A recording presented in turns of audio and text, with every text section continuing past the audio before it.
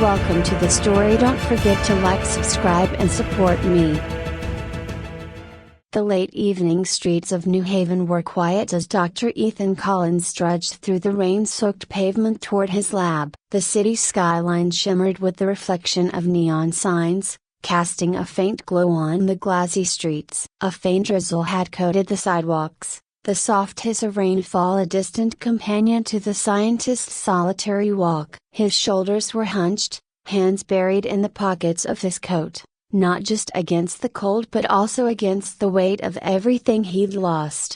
It had been 6 months since the accident. 6 months since he'd buried his wife, Ellen, in a small, quiet ceremony attended by a handful of colleagues and a world that barely noticed. The grief had driven Ethan to work longer hours, to bury himself in his research as a way to dull the pain. But tonight something felt different. Something tugged at the edges of his mind, an unease he couldn't quite explain. He arrived at his lab, a high-tech facility funded by a private corporation with interests in cutting-edge genetic research. Inside, the sterile fluorescent lights flickered on as he moved through the main hallway, his footsteps echoing through the empty space. His work centered around one project, the study of spider DNA, with the aim of discovering ways to enhance human biology. It was Ethan's theory that by splicing certain traits from spiders' strength, agility, healing properties, he could unlock new capabilities for human beings, maybe even save lives like Ellen's. Tonight, though, something felt off. A nagging itch at the back of his mind grew stronger as he approached his workstation. There was a vial on the counter, an experimental serum that had only been tested on a handful of lab animals, but tonight he felt an irrational urge, a compulsion, to push forward with human trials. As he stared at the vial, he thought of Ellen again, how helpless he had felt as the doctors had struggled to save her after the accident. With a shaking hand, Ethan reached for the vial. His mind raced, a storm of grief and ambition swirling inside him. Was it worth the risk? Could this serum be the breakthrough he'd been waiting for? He hesitated, but something, whether it was guilt, sorrow, or reckless hope, pushed him forward. Before he could stop himself, he had injected the serum into his arm. At first, nothing happened. The lab remained eerily silent,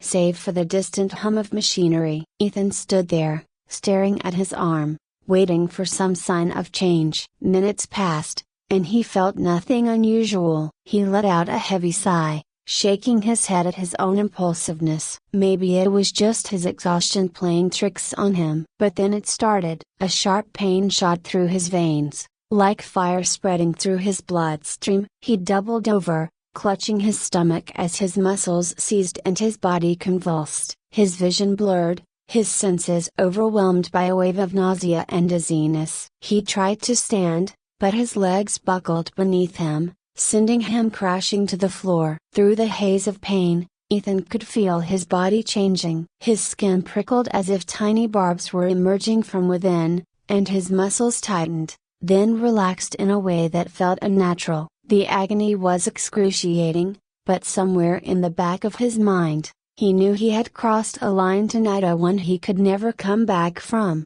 The next morning, Ethan awoke on the cold lab floor, his body aching but alive. Groaning, he sat up and looked around. The lab was intact, though papers and equipment had been scattered in his collapse. He felt disoriented, as if he had been asleep for days. His skin still tingled with the memory of the serum coursing through him, but otherwise, he felt fine, or so he thought. As he stood and began cleaning up the mess, he noticed something strange. He was moving faster, more fluidly than he had before. His hands darted from one piece of equipment to another with a grace and speed that felt foreign to him. It wasn't just his hands, his entire body felt lighter, stronger. He experimentally leapt across the room, and to his astonishment, he cleared the distance effortlessly, landing on the opposite side without so much as a sound.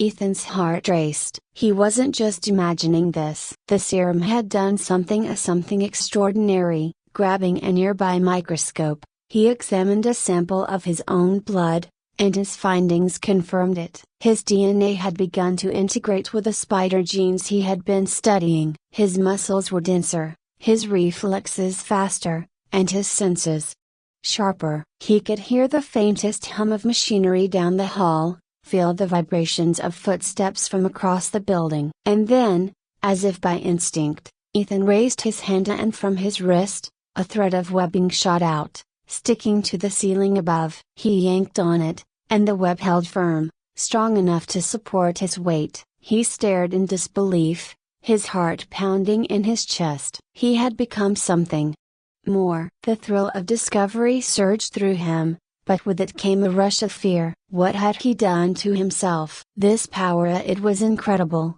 but also dangerous. He had to understand it, control it. Over the next several days, Ethan secluded himself in the lab, running tests on his new abilities. He found that he could generate webs at will, his reflexes were heightened to the point where he could dodge objects with ease, and he could sense danger moments before it occurred. But as he grew more comfortable with his abilities, the sense of unease from the night of the serum returned, gnawing at him. Something was coming. He could feel it, an impending threat that loomed on the horizon, just out of sight. It wasn't long before his fears were realized. One evening, while testing his agility by leaping between skyscrapers in the city, Ethan noticed a strange disturbance in the sky. At first, it looked like a meteor shower of streaks of light hurtling toward Earth at impossible speeds. But as the objects drew closer, he realized they weren't meteors at all. They were creatures. Giant, monstrous spiders descended from the sky, their massive bodies crashing into the streets below, sending pedestrians fleeing in terror. These spiders were unlike anything Ethan had ever seen, far larger and more aggressive than any species on Earth. Their exoskeletons shimmered with a metallic sheen, and their eyes glowed with an unnatural, alien light. Panic spread through the city as the spiders began attacking, tearing through cars and buildings with terrifying ease. The military was called in, but their bullets and weapons seemed to have little effect on the creatures, whose armored exoskeletons deflected the gunfire. Ethan watched in horror from above, his mind racing. These spiders said they weren't from Earth, and they weren't acting on their own. He could feel a connection between him and these creatures, as if they shared the same genetic source. His powers, his abilities, they weren't an accident. They were part of something much bigger. Suddenly, he felt a sharp pang in his chest, a sense of danger, more intense than anything he had felt before. He turned just in time to see one of the alien spiders leaping toward him from a nearby building, its massive fangs bared. Without thinking, Ethan shot a web at the creature, swinging out of the way as it crashed into the side of the building. He landed on a rooftop, breathing hard, his mind racing. This was it. The threat he had sensed for days. The alien spiders had arrived, and they were here for a reason. As the city below descended into chaos, Ethan knew he had no choice. He couldn't just stand by and watch as these creatures tore the world apart. He had been given these powers for a reason, whether he liked it or not. He was the only one who could stop them. Taking a deep breath, Ethan shot a web into the sky and swung into the fray, ready to face the invasion head-on. Ethan landed gracefully in the middle of the street, crouching low as the ground shook beneath him. One of the massive alien spiders skittered forward, its legs like towering columns of steel, its exoskeleton gleaming under the flickering city lights. Its 8 glowing eyes fixed on him, and for the first time since he gained his powers, Ethan felt a genuine surge of fear. But there was no time for fear. The people of New Haven were running for their lives, screaming as the creature lashed out with its razor-sharp legs, toppling cars and smashing through storefronts. Ethan reacted on instinct, launching himself toward the spider. His web shot out in a fluid arc, wrapping around the spider's front legs. He yanked hard, pulling the creature off balance,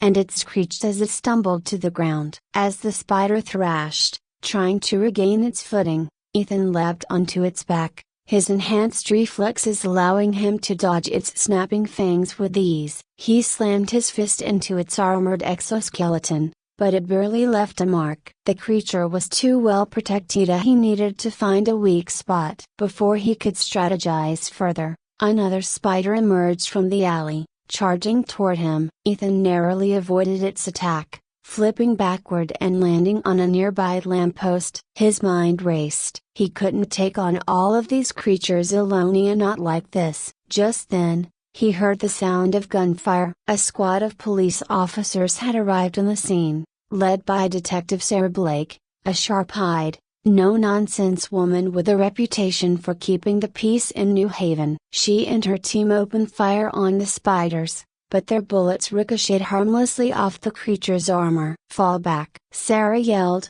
motioning for her officers to retreat as the spiders advanced. But Ethan wasn't about to let them become prey. He swung down from the lamppost, landing between the officers and the spiders. "Get back! I'll handle this!" he shouted. Sarah looked at him, her eyes narrowing with suspicion. "Who the hell are you?" "Doesn't matter, just trust me," Ethan replied, dodging another spider's lunge. He fired a web at the creature's eyes, temporarily blinding it, before turning back to Sarah. "You need to get your men out of here. It's not safe." Sarah hesitated for a moment, then nodded. "Fall back, everyone." Now, as the officers retreated, Ethan focused on the approaching spiders. His mind raced through everything he knew about spiders, searching for a strategy. He needed to exploit their biology and find a way to turn their own strengths against them. Then it hit him. Their exoskeletons were nearly impenetrable, but their joints at the areas where the legs connected to the body were softer, more vulnerable. If he could disable their legs, they wouldn't be able to move, let alone attack. With renewed determination, Ethan launched himself at the nearest spider. He landed on its back and immediately fired webs at the joints of its legs, wrapping them tightly in the sticky strands. The spider screeched and thrashed, but its movements became sluggish as Ethan bound its limbs one by one. Within moments, the creature collapsed, immobilized. Ethan barely had time to breathe before the second spider was upon him. He repeated the process, targeting its legs with precise webs, binding it until it too fell to the ground. As he stood panting in the middle of the street, surrounded by the fallen creatures, Sarah approached him cautiously. "Okay, I've seen a lot of things in this city, but that a broken bar." She gestured to the webbed up spiders. "That's new." "What the hell are these things?" "I don't know exactly," Ethan admitted, his mind still reeling from the chaos. "But they're not from this planet. And they're not alone. There's more coming." Sarah's expression darkened. "So this is an invasion?" "Looks like it,"